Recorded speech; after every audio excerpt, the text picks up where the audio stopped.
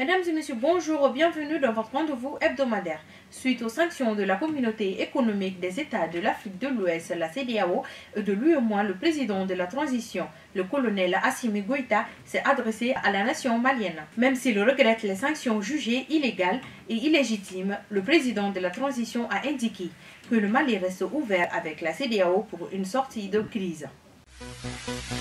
En réaction aux sanctions infligées contre le Mali par la CEDEAO et l'UEMOA, le gouvernement, au cours d'un conseil de ministres extraordinaire tenu le lundi 10 janvier 2022, a annoncé plusieurs actions, parmi lesquelles la tenue d'une mobilisation générale sur toute l'étendue du territoire national le vendredi 14 janvier 2022.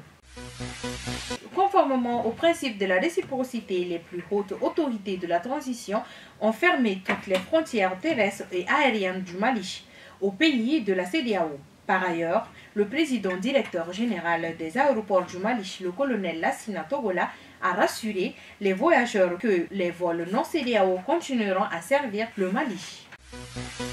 Le Comité national de Rassemblement pour le développement CNRD, qui dirige la Guinée depuis le coup d'État du 5 septembre 2021, a signifié dans une déclaration qu'il gardait les frontières ouvertes avec le Mali, prenant ainsi le contre-pied de la CEDEAO. La grève de 5 jours de la synergie des syndicats des enseignants signataires du 15 octobre 2016 ont pris fin mardi 11 janvier 2022.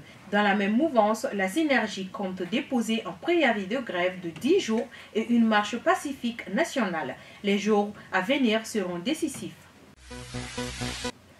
Dans le but de remplir pleinement son rôle, le directeur des impôts, à travers un communiqué de presse, a informé le public en général et les propriétaires de véhicules automobiles, en particulier, que les vignettes ordinaires et les vignettes taxes sur les transports routiers TTR de l'année 2022 sont officiellement en vente depuis le 6 janvier 2022.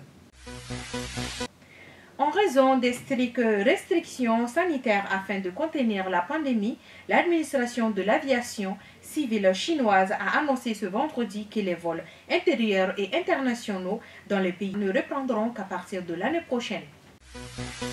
Sport, une éclair dans le ciel malien assombri par les sanctions de la CEDEAO. Les Aigles du Mali ont battu la Tunisie 1-0 à la CAN du 2022. Merci, c'est tout pour votre rendez-vous hebdomadaire. À la prochaine.